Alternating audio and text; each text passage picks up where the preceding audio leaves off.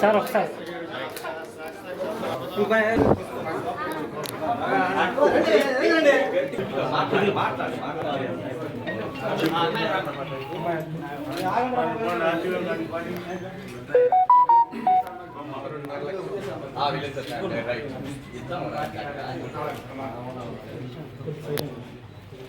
ఉద్యోగాలు వేసుకున్న కాలం పక్కన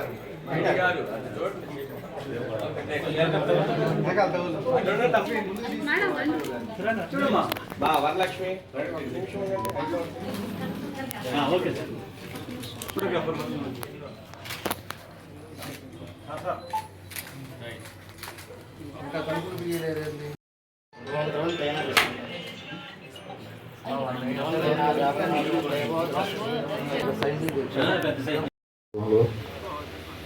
అందరికీ కూడా దాదాపు 2.5 లక్షల మంది కుటుంబం తీసుకున్నటువంటి నిర్ణయం.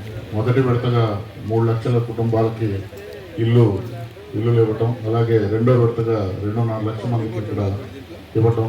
దానిలో భాగంగా ఈరోజు 29వ డివిజన్లో ఇక్కడ కూడా ఒక కుటుంబానికి ఇల్లు ప్రారంభించడం. ఈ యొక్క కార్యక్రమానికి ముఖ్య అతిథిగా గౌరవ కలెక్టర్ గారు రాజాబాబు గారు, అలాగే గౌరవ శాసనసభ్యులు దామచర్ల జనార్దన్ గారు, ఆర్టీఓ గారు, అలాగే పీడీ గారు, కమిషనర్ గారు అందరూ కూడా ఈ యొక్క కార్యక్రమాన్ని ప్రారంభించడం.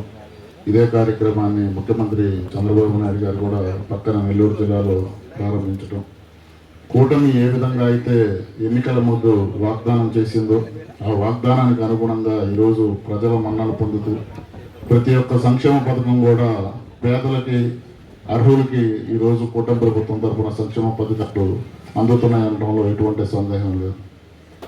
గతంలో కూడా మనం చూసాం, వైసీపీ ప్రభుత్వం ఉన్నప్పుడు ప్రజలను ఏ విధంగా ఇబ్బంది పెట్టారు, ఏ విధంగా ధన్యవాదాలు తెలియజేస్తాం.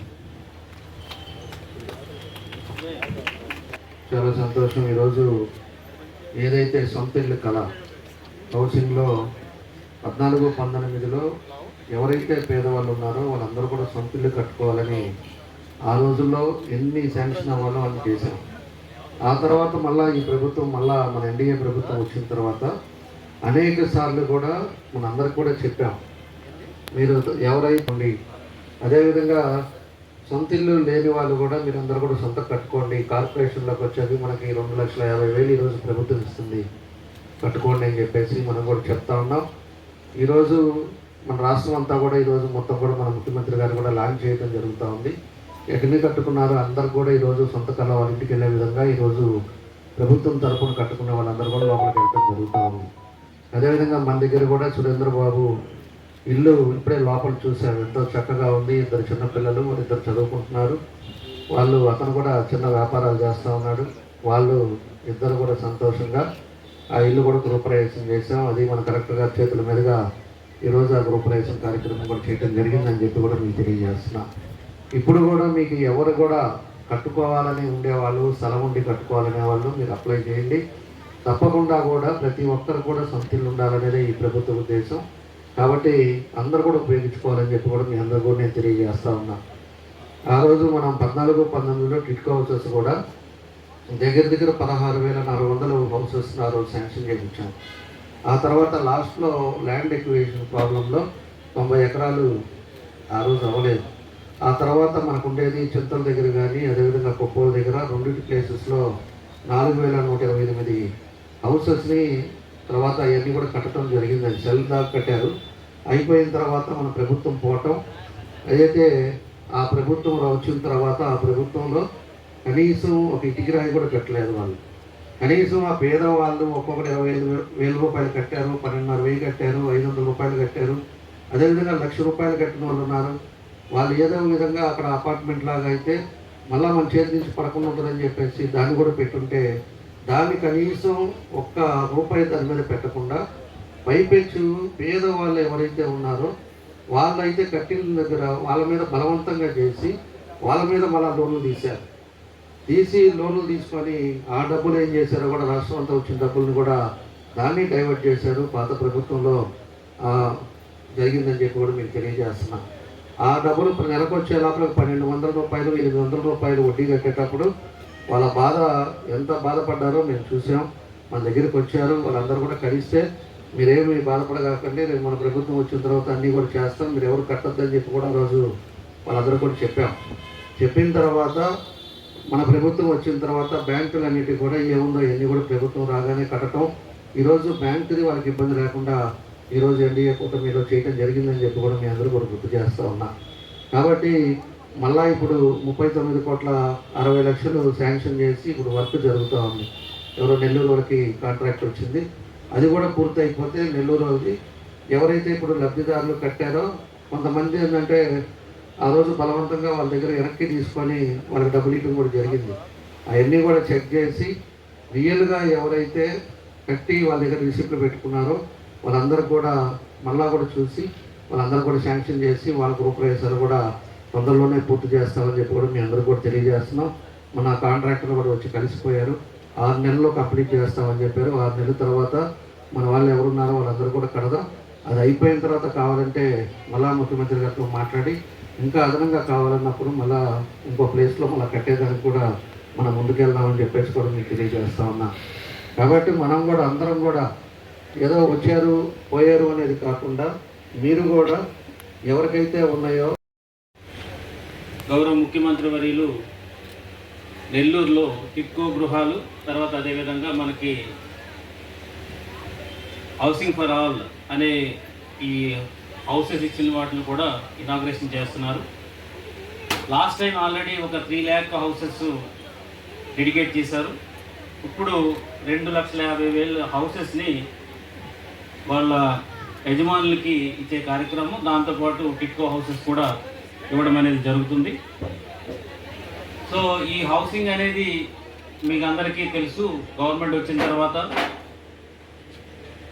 హౌసింగ్స్ ఏదైతే పెండింగ్ ఉన్నాయో అవన్నీ కూడా కంప్లీట్ చేయమని చెప్పేసి అన్నారు. దాంతోపాటు అర్బన్లో అయితే 2 సెంట్లు, తర్వాత మనకి రూరల్ అయితే 3 సెంట్లు భూమి ఇచ్చి సఫిషియెంట్గా హౌస్ కట్టుకోమని చెప్పేసి చెప్పడమే కాకుండా ఇంతకుముందు 1.50 ఉన్నటువంటి అంటే 1,50,000 ప్లస్ మనము ఈ అదనంగా ఇచ్చేటువంటి 30,000 కలిపి 1,80,000తో హౌసింగ్ ఉండేదాన్ని పెరుగుతున్నటువంటి కాస్ట్ని దృష్టిలో పెట్టుకుని ఇప్పుడు యూనిట్ కాస్ట్ 2,50,000 చేశారు. దీంతోపాటు ఎస్సీస్కి అండ్ బీసీస్కి అండ్ ఆల్సో ట్రైబల్స్కి 50,000 చెప్పిన, 75,000 చెప్పిన, అదేవిధంగా 1,00,000 చెప్పిన ఇంక్రీజ్ చేసి వాళ్ళకి అడిషనల్ ఫైనాన్స్ కూడా ఇవ్వడం అనేది జరుగుతుంది. సో ఇందాక ఎమ్మెల్యే గారు చెప్పినట్లు మీరందరూ కూడా ఎవరైతే ఎలిజిబుల్ బెనిఫిషరీస్ ఉంటారో వాళ్ళందరూ కూడా హౌసింగ్ కోసం అప్లై చేయాలి. నేను ప్రతిసారి చెప్తున్నాము, హౌస్ అనేది మన యొక్క ఆత్మగౌరవానికి సంబంధించినటువంటిది. ఒక్కసారి మేము హౌస్ కట్టుకోవడం అనేది స్టార్ట్ చేస్తే ఆటోమేటిక్గా అది జరుగుతుంది. కాకపోతే ముందు ఇనీషియల్గానే మనం హౌస్ కట్టుకున్నప్పుడే లేకుండా అది ముందు దాంతో మన స్ట్రక్చర్ కంప్లీట్ అవ్వడానికి అవకాశం ఉంటుంది. కాబట్టి దయచేసి మీరందరూ కూడా దీన్ని ఉపయోగించుకోవాలి, ఈ స్కీమ్ని ఉపయోగించుకోవాలి. ఇది కొత్త స్కీమ్ వచ్చిన తర్వాత అంటే మనకి 2.5 అంటే 2.0 ఆవాస్ వచ్చిన తర్వాత కట్టినటువంటి హౌస్ ఇది. సో ఇది మంచి శుభపరిణామం. చక్కగా సురేంద్రబాబు గారు మంచిగా కట్టుకున్నారు. అందరూ కూడా దీన్ని ఈ స్కీమ్ని అందరూ కూడా ఉపయోగించుకోవాలని, మరి ముఖ్యంగా ఎస్సీస్ కానీ బీసీస్ కానీ ఉంటే వాళ్ళకి ఇంకా అడిషనల్ ఫైనాన్స్ ఉంది కాబట్టి వాళ్ళందరూ కూడా దీన్ని ఉపయోగించుకోవాలని సందర్భంగా తెలియజేస్తున్నాను. హౌసింగ్ కోసం సంబంధించి ఏ రకమైనటువంటి సపోర్ట్ కావాల్సి వచ్చినప్పటికీ కూడా మేము జిల్లా యంత్రాంగం అంతా ముందుంటుంది. సో ఎమ్మెల్యే గారు ఇప్పుడు పొజిషన్ సర్టిఫికెట్స్ అనేది చెప్పారు. సో దాని విషయం కూడా ఒకసారి ఎక్కడెక్కడ పెండింగ్ ఉన్నాయని చూసి రెవెన్యూ యంత్రాంగాన్ని కూడా వాళ్ళకి ఇన్స్ట్రక్షన్స్ ఇచ్చి ఆ పొజిషన్ సర్టిఫికెట్ ఏది ఉంటే కనుక ఇమ్మీడియట్గా ఇచ్చేలాగా, అవసరమైతే అది గవర్నమెంట్లో డెసిషన్ అయితే కనుక ఇమ్మీడియట్గా రాసి అక్కడి నుంచి కూడా పర్మిషన్ తీసుకుని హౌస్ కట్టుకోవడం అనేది ప్రయారిటీ. కాబట్టి ప్రతి ఒక్క ఇండివిజువల్కి, ప్రతి ఫ్యామిలీకి ఇల్లు అనేది కంపల్సరీ ఉండాలి. సో ముఖ్యమంత్రి వర్యుల యొక్క మా మీటింగ్స్లో, కలెక్టర్స్ మీటింగ్లో చెప్పింది ఏంటంటే ప్రతి పేదవాడికి కూడా హౌస్ ఉండాలి. అతను కట్టుకోవడానికి అన్ని ఏర్పాట్లు చేయమని చెప్పేసి అన్నారు. కాబట్టి ఈ పొజిషన్ సర్టిఫికేట్ ఇష్యూని కూడా సీరియస్గా తీసుకుని చూస్తామని చెప్పేసి సందర్భంగా తెలియజేసుకుంటూ చాలా సంతోషం. సురేంద్ర బాబు గారిని ప్రత్యేకంగా అభినందిస్తూ అట్ ది సేమ్ టైం కొత్త స్కీమ్లో మనకి 20,000 వరకు శాంక్షన్ అయ్యి అంటున్నారు. కాబట్టి ఆ 20,000 హౌసెస్ను కూడా త్వరగా మనం గ్రౌండింగ్ చేసి దానికి కావాల్సినటువంటి సపోర్ట్ లేకుండా శాండ్ కానీ లేదంటే